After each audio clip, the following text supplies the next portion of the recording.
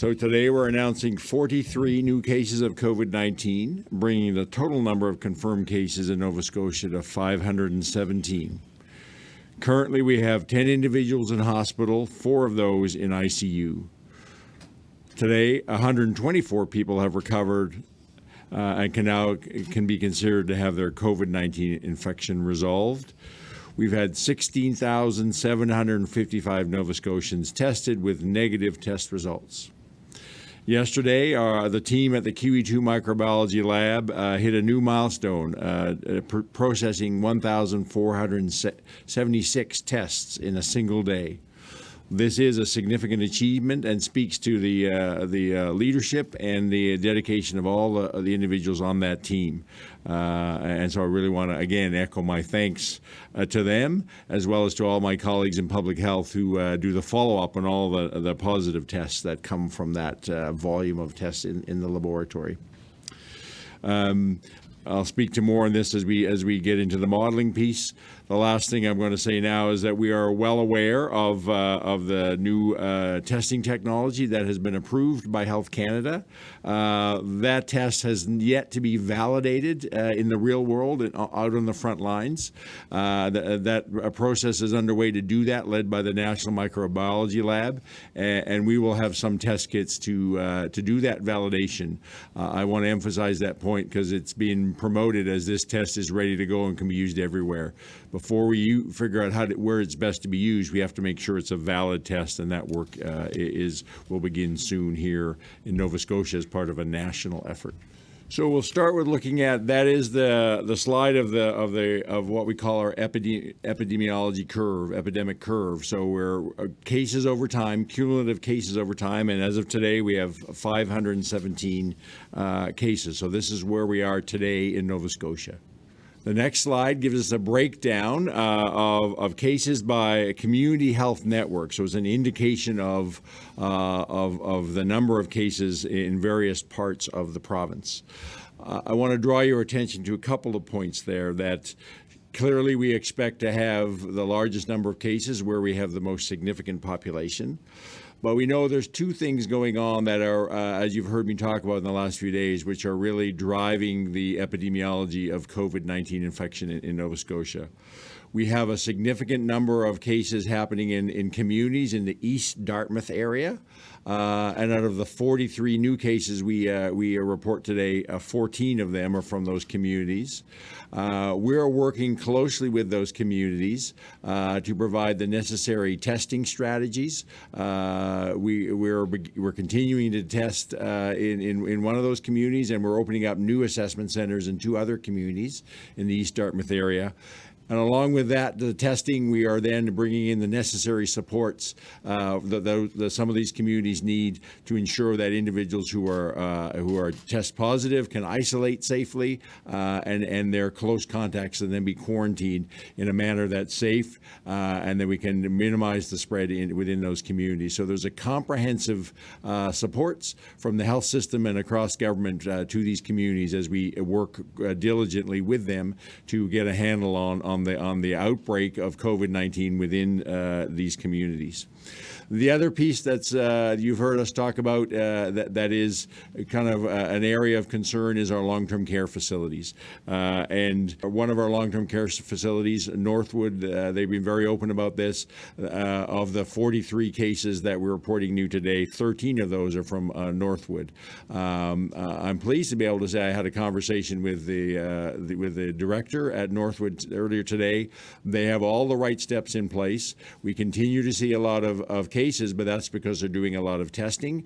And the good thing is that it's a sign that we're learning more about this virus. Of all the residents that are testing, we have a number that are positive, but all except one have mild illness or some are even asymptomatic, but they're still testing positive. So we'll continue to support, like we do with the communities in East Dartmouth or any other community with an outbreak. The health system responds and we move in and support any long-term care facility with the necessary resources and expertise to help them manage their outbreak, and we're doing that right now with Northwood. So that's where we are today at a provincial level, and then looking at some of our communities and what's driving our disease transmission and driving the majority of our provincial numbers. The next slide really talks about, and this is based on modeling, and it shows modeling that what we would see today based in Nova Scotia if we didn't have public health measures. And I don't want people to, the numbers are modeling numbers. They're not a 100% accurate picture. But what this shows is that without the strong public health measures, we could expect to have close to double the number of cases that we're currently dealing with. So that it's an indication of why we're doing what we're doing, and the importance of what the Premier and I say every day when we're here is the importance for all Nova Scotians to do what you're being told and asked by public health, as well as our comprehensive testing and follow-up strategy. That's what's making the difference. And you can see that the 943, the model number, versus the 517 is what we're dealing with today in real life.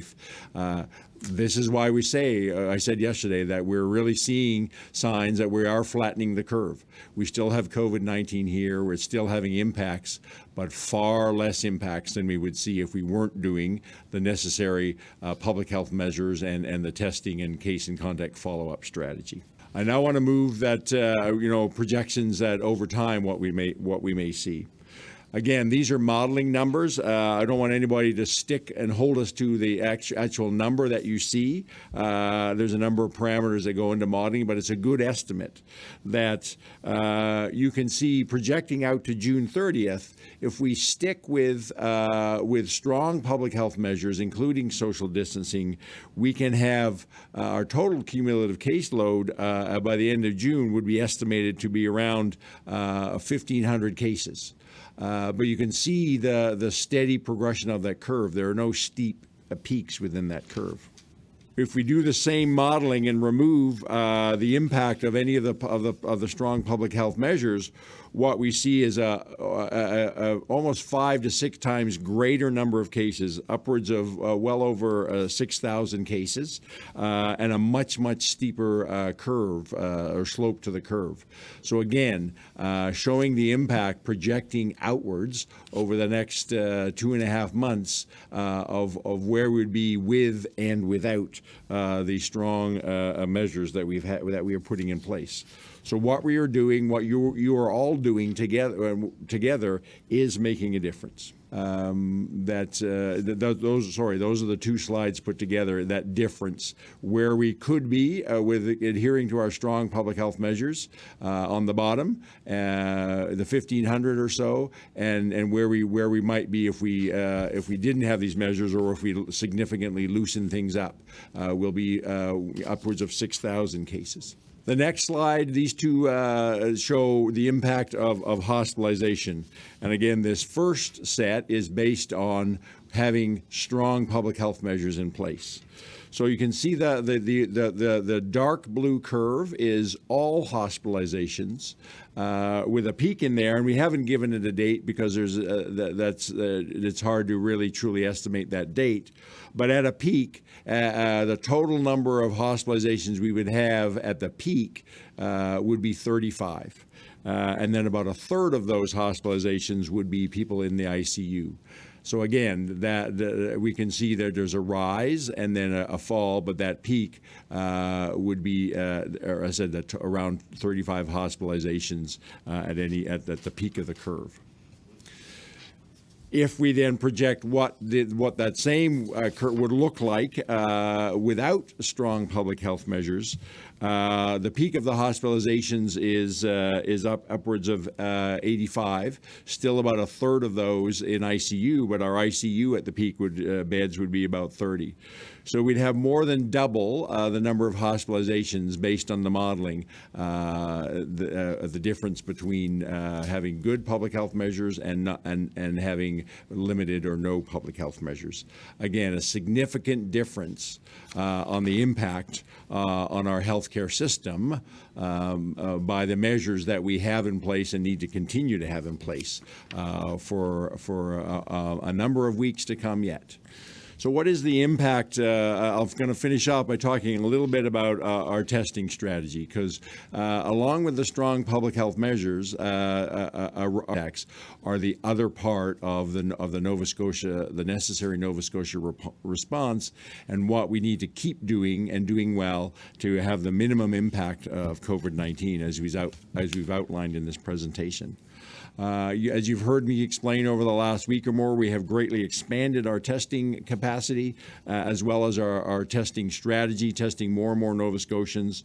We now have, along with Alberta, if you look at the number of people we've tested per million population, we are right up there, almost neck and neck with Alberta, at about just over 17,000 people tested per million population. And the next province below that is Saskatchewan, with just over 16,000. So we are along with Alberta. I think I'm proud to say that we are leading the country in the number of percentage of our population that we are testing, and that is the right and necessary strategy. We have built the lab capacity, so we're now testing in the last 4 days over an average of 1,000 tests today.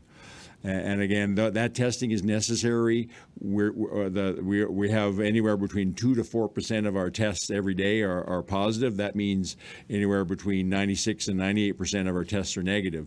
But that's what we want to see. We want to have a very low threshold for testing anybody to be able to identify as many people with COVID-19 as possible. Because as we follow up those cases, we isolate the cases, we identify and test and quarantine all their close contacts, and locking down those people that are infected and their close contacts is what helps us minimize the spread in communities. And as I said, it's along with it's the other half going along with the strong public health measures that all Nova Scotians are doing, and it's those combined strategies which will get us out of this faster and minimize the impact on Nova Scotians and our healthcare system.